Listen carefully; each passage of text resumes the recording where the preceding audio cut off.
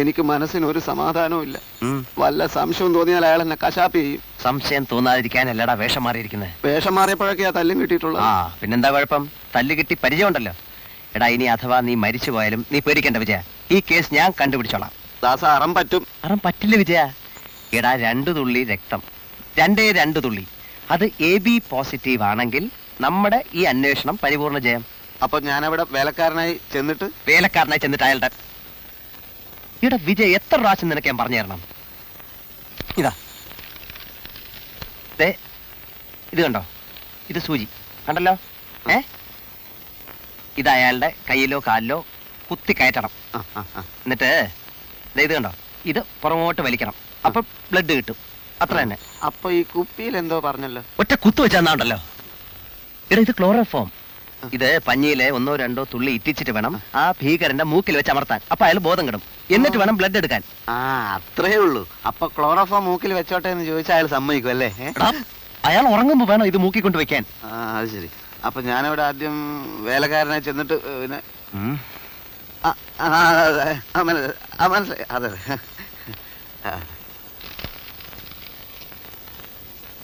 അപ്പൊ എല്ലാം പറഞ്ഞ പോലെ വിഷ് യു സക്സസ്. അപ്പൊ ഈ സിറിഞ്ചിന്റെ അമ്മൂമ്മയുടെ മനസ്സിലായി.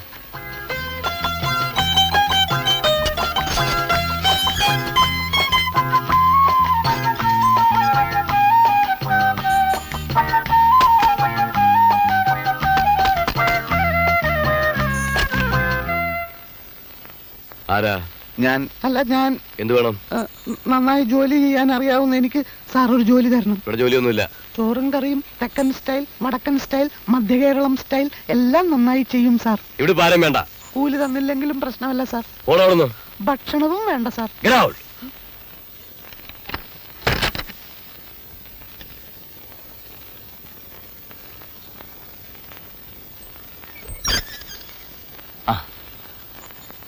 എന്തായി? അയാൾ ഗെറ്റ് ഔട്ട് അടിച്ചു എന്ന് പറഞ്ഞ് തിരിച്ചു പോന്നാലെങ്ങനാ? ഒന്നുകൂടെ ചെന്ന് നോക്ക്. കൂലി വേണ്ട, ഭക്ഷണം വേണ്ട എന്നൊക്കെ ഞാൻ പറഞ്ഞു നോക്കി.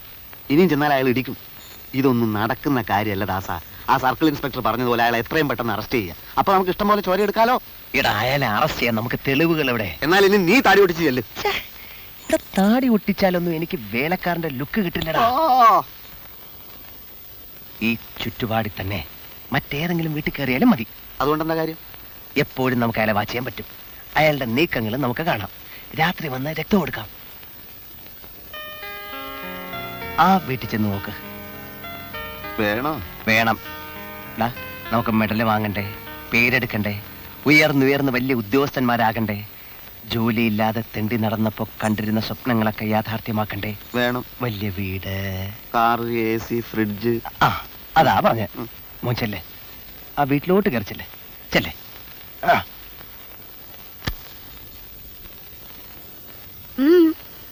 എന്ത് ജോലിയും ചെയ്യും. അതിന് ഞാനെന്ത് വേണം? എച്ചിൽ പാത്രം കഴുകും, നിലം തുടക്കും, വിറക് കീറും, വെള്ളം കോരും. പോരിക്കോ? പട്ടിണി പാവങ്ങളോട് ധാരാളം കരുണ കാണിക്കുന്ന ഒരു കൊച്ചമ്മയാണ് ഇവിടുത്തെ കൊച്ചമ്മയെന്ന് എല്ലാവരും പറഞ്ഞു. പറഞ്ഞ എന്നെ പറ്റി ആയിരിക്കില്ല. തനിക്ക് വീട് മാറിയതാവും. കൊച്ചമ്മേ, ഈ തങ്കപ്പനൊരു പാവാണ് കൊച്ചമ്മേ. കണ്ടിട്ടൊരു കള്ളനെ പോലെ ഉണ്ട്. അയ്യോ, അത് താടി അല്ല, മുടിയല്ല, താടി. താനൊന്ന് പോയാട്ടെ. ഇവിടെ ജോലിക്ക് ആരെയും വേണ്ട. ആരെവിടെ? തന്നോട് പോകാനല്ലേ പറഞ്ഞത്? നമസ്കാരം അമ്മേ. ഇവനാരാ?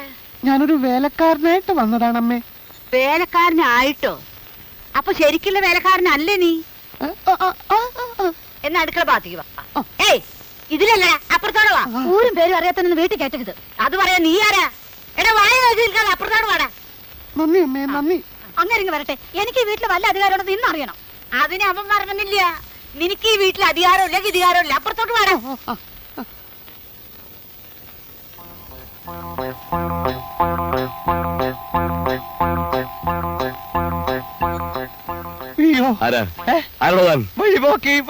വഴിപോക്കൻ.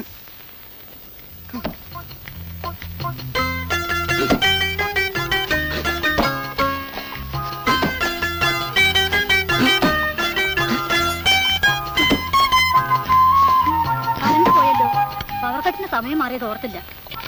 അങ്കപ്പാ, ടാങ്ക് നിറക്കണം. ഞാനോ? പിന്നെ ഞാനോ? അങ്ങ് 2ാം നിലക്കും മേലെയുള്ള ടാങ്ക് ഞാൻ നിറക്കണം എന്നല്ലേ?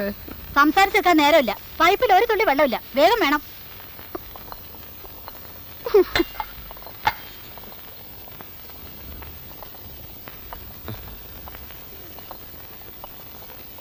കുടിക്കാൻ കഞ്ഞിവെള്ളം വേണോ ചേട്ടാ?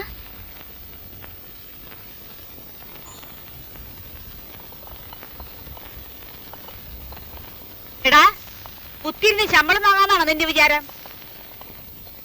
എടാ തങ്കപ്പാ, ഞങ്ങളുടെ കീറടാ. മനുഷ്യന് ശ്വാസം മുട്ടുന്നു, ഇത്തിരി വിശ്രമിക്കട്ടെ. നിനക്ക് വിശ്രമിക്കണമെങ്കിൽ വല്ല ഊട്ടിയിലും വല്ലയിടത്ത് പോടാ. എല്ലും മുറുകെ പണിയെടുത്താ പല്ലും മുറുകെ തിന്ന, അതാണ് ഇവിടുത്തെ പ്രമാണം. നിന്റെ അതിൽ തകിട് പൊടിയാലും വെറുതെ ഇരിക്കാൻ ഞാൻ സമ്മതിക്കില്ല. കീറടാ, എടാ കീറടാ. ആ, അത് കഴിഞ്ഞ് വെയില് പോണതിന് മുമ്പേ ഇത് മുഴുവൻ അലക്കിടണം. അതും ഞാൻ തന്നെ ചെയ്യണോ? പിന്നെ നിന്റെ മറ്റോനിരിക്കണ്ട ഇവിടെ. കണ്ടവളുടെ വിഴുപ്പലക്കാനാണോ ഈശ്വര നീ എന്നെ CID ആക്കിയത്? എടാ ദാസാ, എന്താ എന്താ എന്താ നീ പിറുപിറുക്കണേ? ഒന്നുമില്ലേ? എടാ നീ വെള്ളം നടത്തില്ലേ? അവനിവിടെ വേറെ ജോലിയുണ്ട് എന്ന് പറഞ്ഞ അടുക്കള വെള്ളം ഞാൻ എന്ത് ചെയ്യും? തന്നെത്താൻ കോരിക്കൊള്ളണം. നീ കീറടാ. ഞാൻ നിയമിച്ച വേലക്കാരനെ ഭരിക്കും ഇവിടെ വേറെ ഒരുത്തി വരണ്ട. ആര് നിയമിച്ചാലും എന്റെ ഭർത്താവ് വേണല്ലോ ഇവർക്കൊക്കെ ശമ്പളം കൊടുക്കാൻ. എന്റെ മകനായതിനു ശേഷമല്ലേ നിന്റെ ഭർത്താവായത്? ഓ, എടാ തങ്കപ്പ നിന്നോടാ പറഞ്ഞത്. എടാ നോക്കി നിൽക്കാതെ കീറടാ. എനിക്കൊരു ഉണ്ടാവില്ല. കയ്യും കഴുകി വെട്ടി വീഴാനങ്ങ് വന്നേക്കട്ടെ.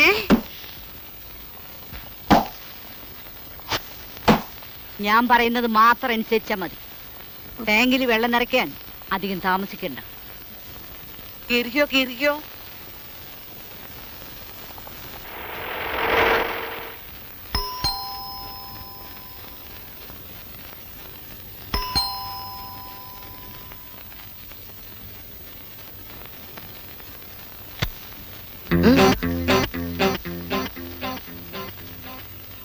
ആരാ സാറിവിടെ ആരാടോ താൻ?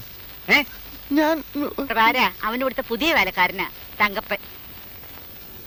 ആ പാടെ ഒരു പിശാചിനെ പോലെ ഉണ്ടല്ലോ. വാതിൽ തുറന്നപ്പോ ഞാനങ്ങ് വേരണ്ടു പോയി. ആഴ്ചക്ക് അശ്രീകരാണെങ്കിലും ഒരുവിധം പണിയൊക്കെ ചെയ്യും. നീ നിലം തുടക്കി തങ്കപ്പാ. ഒരുത്തനെ വിശ്വസിക്കാൻ വയ്യാത്ത കാലമാ. വല്ലതും കട്ടോണ്ട് പോയാലോ? ആ, എങ്കിലവന്റെ അധോഗതിയായിരിക്കും. നീ കക്കൂടാ.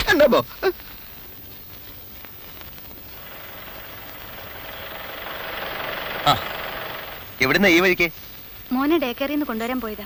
അന്ന് ശോഭയുടെ വീട്ടിൽ വരാൻ തോന്നിയത് എന്റെ ഭാഗ്യം. ദിവസങ്ങളോളം ഞങ്ങൾ അന്വേഷിച്ചുകൊണ്ടിരുന്ന ഭീകരനെ അന്ന് കണ്ടെത്താൻ സാധിച്ചു. പക്ഷെ ഞാൻ കൊണ്ടൊന്ന് കാപ്പി കുടിക്കാതെ പോയത്. അതിനെന്താ, കാപ്പിയേക്കാൾ വലുതല്ലേ കേസ് അന്വേഷണം? തിരക്കില്ലെങ്കിൽ ഇന്ന് അവിടം വരെ ഒന്ന് വരണം. അമ്മ 1-2 തവണ അന്വേഷിച്ചു. തിരക്കാണ്, എങ്കിലും വരാം. പിന്നെ ചിലപ്പോ സമയം കിട്ടിയെന്ന് വരില്ല. ഇരിക്കു കേട്ടോ, ആ. ഓടിക്കളയരുത്. ഏയ്, ഇപ്പൊ വരാം.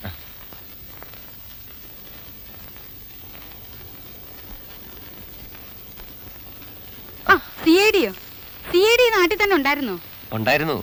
ഓരോരോ ആവശ്യങ്ങൾക്കായി അങ്ങും ഇങ്ങും അലയുകയായിരുന്നു. അലേണ്ടി വരും. കേതുവല്ലേ? അല്ല, രാമദാസൻ. അതല്ല എന്റെ CID. ഇപ്പൊ കേതുർദേശല്ലേ? അതറിയില്ല. കഷ്ടം. പിന്നെ എങ്ങനെയാ ഫലം അറിയാ?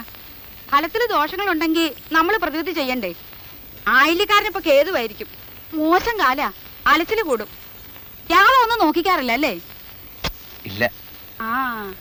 ഞാനൊരു 100 വട്ടം എന്റെ മോന്റെ ജാതകം നോക്കിച്ചിട്ടുണ്ടാവും. ഒരു കണിയാനും പറഞ്ഞില്ല 32ാമത്തെ വയസ്സ് ഇങ്ങനെ ഒരു ചതി നടക്കുന്നു. പക്ഷെ ഇത് ചിലപ്പോ പറയാൻ പറ്റില്ലായിരിക്കും ഇല്ലേ? വെറുതെ അങ്ങ് മരിച്ചതല്ലോ, എന്റെ മോനെ കൊന്നതല്ലേ. അമ്മ എന്തൊക്കെയാ ഈ പറയുന്നത്? മോനോടൊരു കാര്യം പറയണമെന്ന് അന്നേ ഞാൻ വിചാരിച്ചതാ. എന്ത് കാര്യം? മോൻ വിചാരിച്ചാൽ നടക്കും. CID ആണല്ലോ.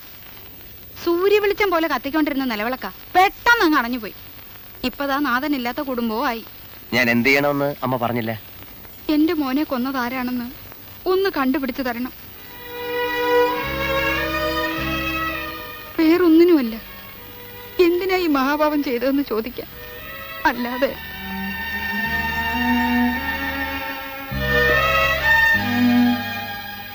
എന്താ അമ്മേ?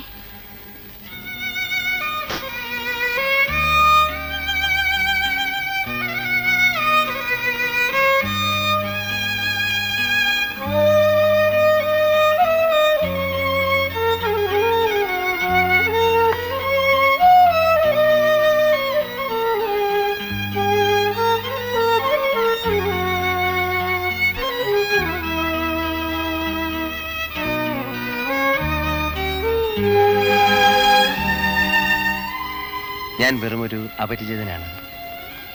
എങ്കിലും അമ്മയോട് ദേഷ്യം തോന്നരുത്. രാജേട്ടൻ പോയ പിന്നെ അമ്മ ഇതുവരെ നോർമൽ ആയിട്ടില്ല. ഞാൻ അതല്ല ചോദിച്ചത്. മനസ്സിലായി. രാജേട്ടനെ ആരെങ്കിലും കൊന്നതാണോ എന്നല്ലേ? അതെ, അങ്ങനെ പറഞ്ഞു. ശരിയാണ്. ഇൻസ്പെക്ടറായിരുന്നു. ചെക്ക് പോസ്റ്റിൽ വെച്ചാണ് കൊല്ലപ്പെട്ടത്. കഞ്ചാവ് കടത്തുന്നവരുടെ ലോറി തടയാൻ ശ്രമിച്ചതാണത്രേ. ആരാണത് ചെയ്തതെന്ന് തെളിഞ്ഞില്ലേ? തെളിഞ്ഞാലും ഇല്ലെങ്കിലും രാജേട്ടനെ തിരിച്ചു കിട്ടില്ലല്ലോ. അതുകൊണ്ട് ഞാൻ കേസിന്റെ പുറകെ പോയില്ല. പോയിരുന്നേല് അമ്മയും വിജിമോനും പട്ടിണി കിടന്നേനെ. അല്ല, ഈ മർഡർ കേസ് ആവുമ്പോ ആർക്കാണ് താല്പര്യം? സർക്കാരിനോ അതോ വക്കീലന്മാർക്കോ? കൊലപാതകമല്ലെന്ന് വരുത്തി തീർക്കാനാണ് സർക്കാർ ശ്രമിച്ചത്, ആനുകൂല്യങ്ങൾക്ക് തടസ്സമുണ്ടാക്കാൻ. വിധവയുടെ അവകാശം എന്ന നിലയിൽ എനിക്കൊരു ജോലി തരപ്പെടുത്തി തരാൻ ആരൊക്കെയോ ശ്രമിച്ചു. പക്ഷേ രാജേട്ടന് 2 വർഷത്തെ സർവീസ് തികയാൻ 2 ദിവസത്തെ കുറവുണ്ടെന്ന് പറഞ്ഞ് സർക്കാർ അത് നിഷേധിച്ചു. അതൊന്നും അങ്ങനെ വിടാൻ പാടില്ലായിരുന്നു. പിന്നെ ഞാൻ ചെന്ന് രാഷ്ട്രീയ നേതാക്കന്മാരുടെ വീട്ടുപടിക്കൽ കാവലിരിക്കണമായിരുന്നു. ഇപ്പോ അഭിമാനമെങ്കിലും നഷ്ടപ്പെട്ടിട്ടില്ലെന്ന് സമാധാനിക്കാം. എത്ര കഷ്ടപ്പെട്ടാലും എന്റെ മോനെ ഒരു നല്ല നിലയിലാക്കണമെന്ന് പ്രാർത്ഥന എനിക്കുള്ളൂ. ശോഭയുടെ അച്ഛനും അമ്മയൊക്കെ അവരെന്നെ നേരത്തെ എഴുതി തള്ളിയതാണ്. സ്പോർട്സ്മാനായ രാജേട്ടനെ സ്നേഹിച്ചതിന്, വിവാഹം കഴിച്ചതിന്. ആ, ഞാനൊരു ക്രിസ്ത്യാനി പെണ്ണായിട്ടാണ് ജനിച്ചതെന്ന് പറയാൻ വിട്ടു. ഇത്രയും പ്രയാസങ്ങൾ ഉള്ളിലൊതുക്കി കഴിയുന്ന ഒരാളാണ് ശോഭയെന്ന് ഞാൻ പ്രതീക്ഷിച്ചതേയില്ല. ഞാനൊക്കെ മറക്കാൻ ശ്രമിക്കുകയാണ്. മറന്നേ പറ്റൂ. അമ്മയുടെ വിശ്വാസം വിജിമോന്റെ ജാതകദോഷം കൊണ്ടാണ് രാജേട്ടൻ മരിച്ചതെന്നാണ്. സത്യത്തിൽ അമ്മയെ ഭയന്നിട്ടാ ഞാൻ ജോലിക്ക് പോകുമ്പോൾ മോനെ ഡേ കെയറിലാക്കുന്നത്. അല്ലാതെ കാശുണ്ടായിട്ടൊന്നുമല്ല. ശോഭയ്ക്ക് വിരോധമില്ലെങ്കിൽ കൂടുതൽ മെച്ചപ്പെട്ട ഒരു ജോലിക്ക് വേണ്ടി ഞാൻ ശ്രമിക്കാം. എന്ത് ജോലി? ഗവൺമെന്റ് സർവീസിൽ തന്നെ. കിട്ടില്ല. അങ്ങനെ പറയരുത്. ഒരു വലിയ സമരമാണ് നമ്മുടെയൊക്കെ ജീവിതം. പൊരുതിയാലേ പിടിച്ചു നിൽക്കാൻ പറ്റൂ. ഞാനൊന്ന് ശ്രമിച്ചു നോക്കട്ടെ.